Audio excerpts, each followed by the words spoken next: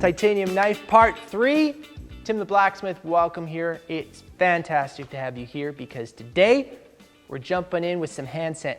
Well, actually, I don't really want to tell you we're just hand sanding for 2 days because that is not really that interesting. We're going to get through the hand sanding, get that zirconium guard on. Can't wait to show you the material I've selected for the handle. Somebody's cutting with a chainsaw outside, so I'm going to end this intro right now. Let's go.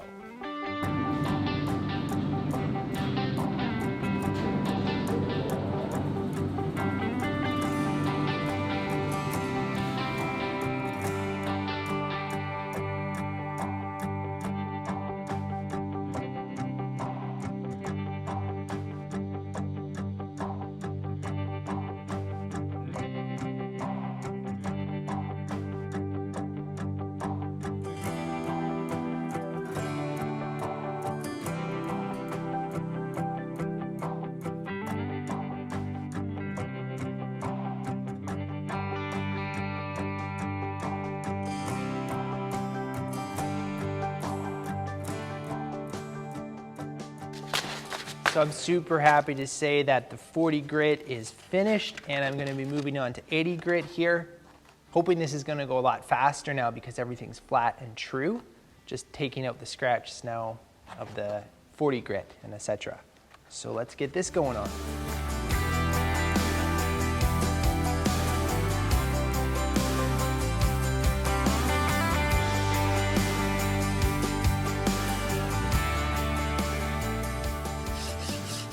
In the first video, I was forging this knife, and you know how I had that trouble sort of with the cracking stuff, and I was grinding them out and reforging it, and was pretty sure I had it taken care of. And then on the last video, I was hand sanding, suddenly I see this huge line here.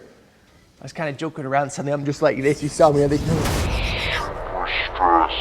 freaking out, right? Because it's like 3 to 4 weeks of work, so much material, etc., right? Just totally typical Tim overreacting. Luckily, it was just a super deep cut from fresh sandpaper in there, and it completely sanded out. So I'm very happy to say that there's no cracks in here.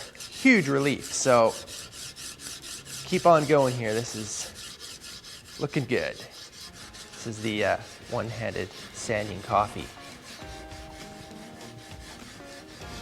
Experience move right there. You got to be super advanced in your sanding skills. Pull that off. Yeah, level 10 right there.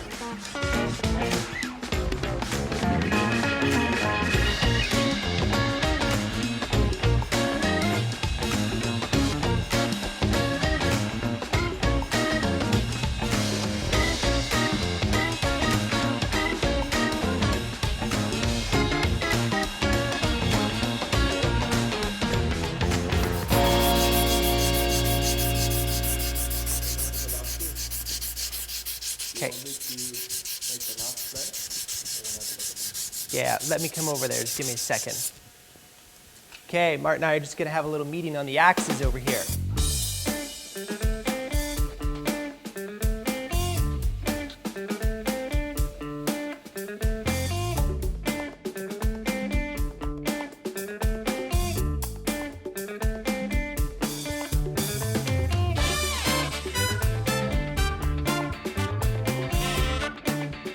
Alright, so Martin and I just did some talking about the axes. We're tweaking the tooling, getting everything dialed in. Nice break from the sanding, and now I'm back to it here.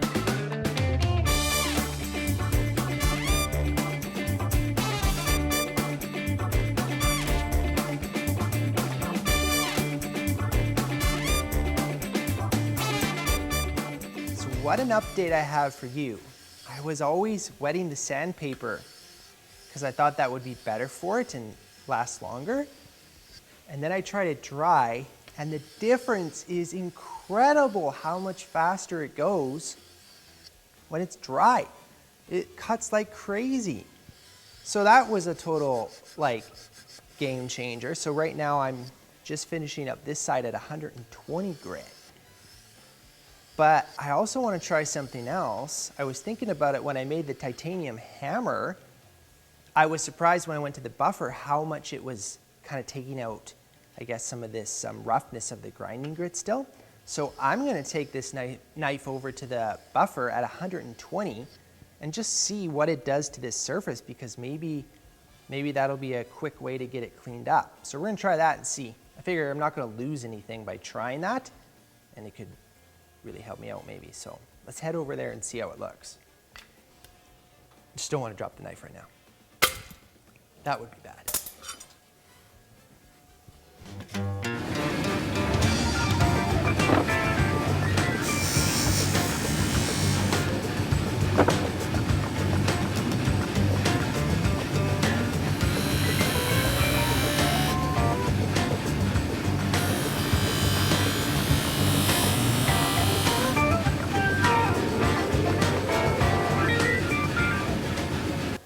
So it definitely doesn't take it out at this point, so 120 grit is not fine enough. It does, I think, help me show that I have a couple spots that I need to work on just to get that 40 or 80 grit out a little bit better. So I'm just going to head back to the sanding over there and keep going on it that way.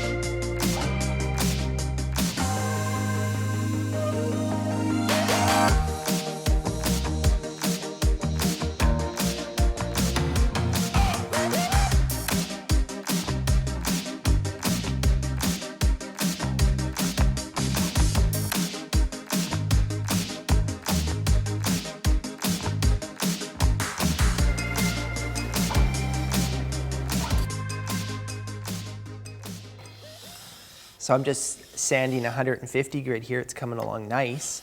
And I thought maybe I would just take this opportunity to tell you a little bit about myself and answer the #1 question I get when I tell people I'm a blacksmith. And that question is, Tim, how did you get into blacksmithing, or how did you start? I was about 12 or 13, and I remember seeing a picture in a book of some chainmail. It was like 4 links together, and I thought, oh, that looks kind of cool. That would be fun to try to make. So then I did a little bit of research, and ironically, there wasn't a lot of information out there at that time. YouTube wasn't really a thing. Not that old, but I'm old, I guess. So anyways, I was able to find a couple clothes hangers, started cutting them up and wrapping them around, sort of started messing around with that and figuring out the weave and how that worked. And then that sort of progressed into wanting to do more of it. So got upgraded to actually bought some wire, and then over the summer I built a whole shirt of chainmail. And so that was sort of the spark, and then I was like, wow, wouldn't it be cool to try forging something? So my dad helped me put together a brake forge, found the fan from a thrift store. You know, it was like 15 bucks to get the whole thing going, and then started forging, and then I was just like, oh my goodness, this is so cool, this is awesome. And so was continuing on in doing that, and then I quickly realized that my newfound hobby was expensive. Blacksmithing does take some money to do, and my paper route fund was not enough to keep it going. So I quickly decided that I better start selling some of this stuff that I'm working on. So started to do craft shows, started to do farmers markets with the trinket stuff just to make some revenue so I could keep blacksmithing, right? So I was doing that, and then between my high school years, grade 10 to grade 11, I was actually able to land a custom job that lasted me the whole summer. So I guess technically I was sort of self-employed, if you will, at that point. And that was a great project. It was a window grill for an art gallery actually here in Abbotsford, that's hometown. And that was a super cool project. It was bulrushes. It had all these leaves, and I had absolutely no power equipment, right? So I had to like flatten about 40 feet of 3/8 round bar with a hand hammer and just flatten it out. So definitely learned my hammer control starting at a young age, because I dreamed of someday, if ever, I could have a power hammer. That would be so cool. And then between grade 11 and 12, I was also able to land another custom project. And again, these people who let me do this work for them were super trusting to let me take them on because, I mean, young guy with not very much skill.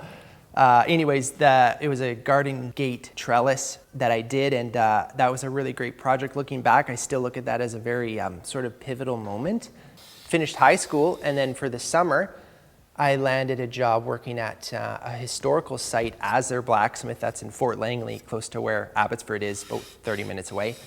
But I learned pretty quick that I wasn't interested in historical blacksmithing, being an interpretive blacksmith, and entertaining the public. And there's a whole bunch of ironic things that I just said in there because of what I'm doing now. But anyways, what I realized is that I really wanted to hone in on my craft, sort of on closed doors, if you will. And then right after that, I was actually contacted by blacksmith Paul Reimer, and he said, "Hey, Tim, would you be interested in coming on and doing an apprenticeship with me for 4 years?" And I said, okay, well, that sounds pretty cool too. And so that was great to go start working for Paul. First thing Paul had me do was he had just landed a contract for a hotel to build the furniture for all the rooms. So he's like, here's the power hammer, Tim, and here, make about 1,000 of these points, and then we'll go from there. So it was a really great lesson in repetition and just locking in basic skills. Paul also wanted me to become or get my welding ticket. If you're not familiar how welding tickets work, it's C, B, and A. A is the highest level in a sense. And so I was able to work for Paul from 8 to 2, and then from 3 to 10 I was able to go to welding school. So I was able to do both worlds at the same time. And over the next 2 years get my welding ticket. I figured if I got a weld, I might as well do a good job of it. I was actually able to get my red seal too, which is nice to have. So that was going on, and then later in the apprenticeship, Paul was really established, so he was doing some really big custom stuff for really big homes, and also doing public art sculptures on quite a big spectrum. So I was able to get in on some of that stuff, which was super good. And then also Paul would hand off me a lot of the smaller projects, like sort of one-day burners. You got to get through them, and I feel like that was actually a really good skill set for me to learn how to take something you've never done and do it really fast and get it done. So anyways, that was my apprenticeship in a nutshell. And then in 2013, I came back to Abbotsford, hometown, and set up shop here. And now it's almost been 7 years. That's crazy, doing architectural blacksmithing full time. It's kind of interesting though. I feel like in the last couple of years, I sort of have, I don't want to say master or fully grasp the architectural world, but what I feel like is that what people were asking me to do, I kind of came like comfortable with to a degree. And then I wish that I could continue to grow and push myself as a craftsman.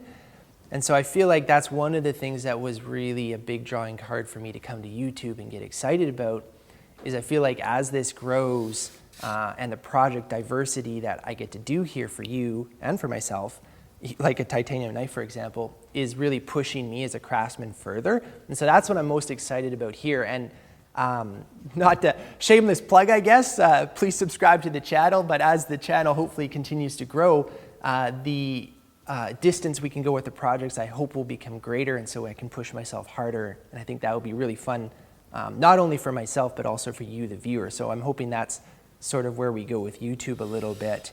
Really looking forward to the lifetime progression of honing in on a craft, right? That's blacksmithing is a hard skill to learn, and looking forward to pushing myself on that. So anyways, I know that's a little bit of a ramble and a long answer to a short question, but that's kind of where I'm coming from. If you have any other questions you'd like to know, feel free to let me know in the comments, and maybe we'll get to answering those sometime.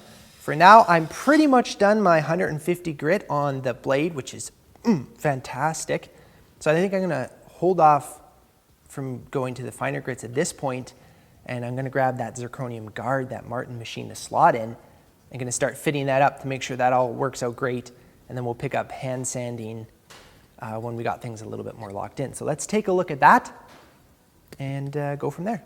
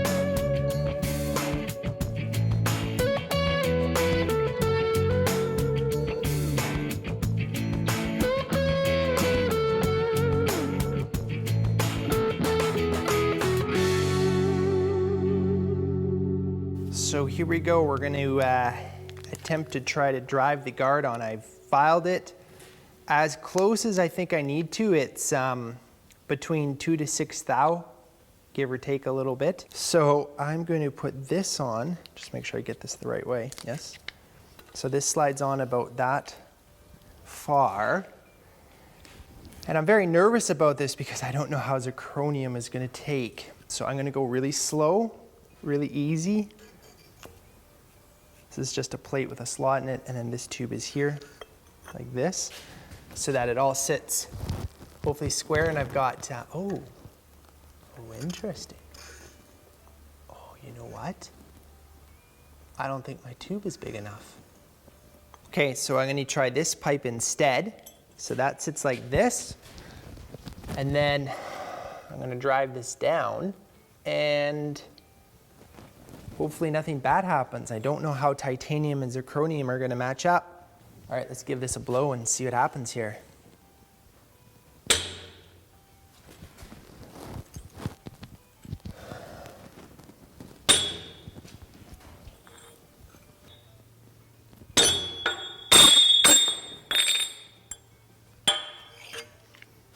Just want to take a look at it before I keep going. It's like super perfect. I wish it was home right there. Oh man, do I take it off and file a little more? Like if that was sitting right there at the end, I'd be 100% happy right now. I think I'm going to take it off, and I'm just going to see if I can just file it a little bit more. There's just no point in abusing it at this point. Am I the only one in the room that feels nervous about this all? This is sketch. Ready? Mm-hmm. Oh yeah, that's good. Okay, ready? Yeah, lighter. Oh. Okay, you got everything? I'm gonna give it all to you, except these guys. Beautiful. Ooh, that stress is intense in the room.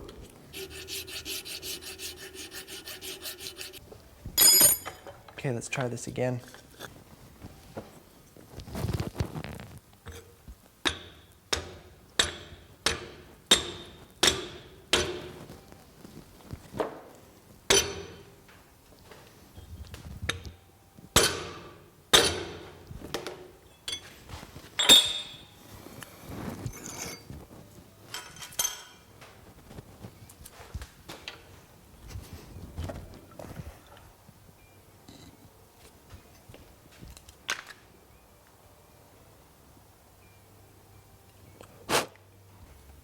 I didn't get it yet. I gotta do it another time, or at least. Okay, try it again.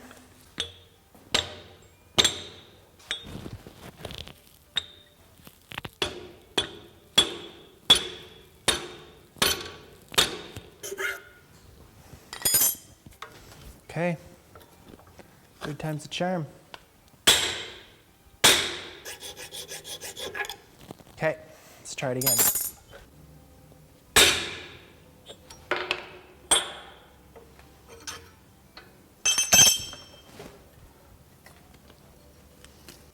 Not quite sure who's the fault here, but it's not sitting tight. Something isn't crispy enough. I got an over-optimistic feeling about this right now.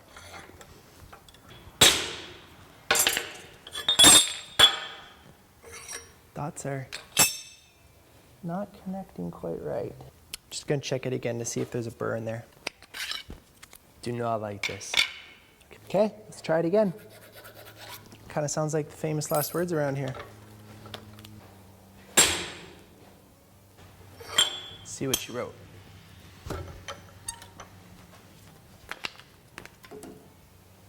Oh!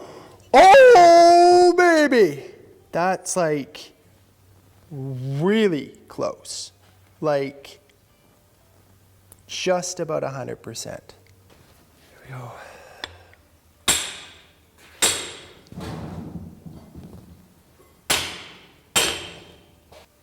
Definitely got better. It's really close to being good.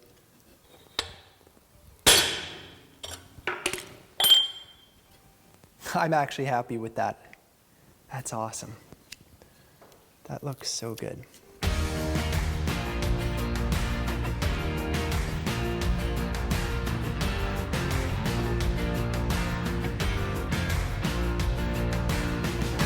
Okay, I'm super happy on how this has turned out and really looking forward to now starting to shape this. This is gonna look completely different when we're done and getting onto the handle. I think we're getting through most of the time-consuming parts. Hope so, at least. Anyways, we're gonna wrap it up there for today. Thanks so much for watching. Would love it if you'd like this video. Grab your favorite hammer and smash that subscriber button. We look forward to seeing you in the next video. Whew, big relief. Whew. 3, 2, 1. Welcome here, everybody. Tim the Blacks. That face said stop. That face said stop, Tim. Something's seriously wrong. The chainsaw! Who's cutting right now? Wrecked my intro, that was good.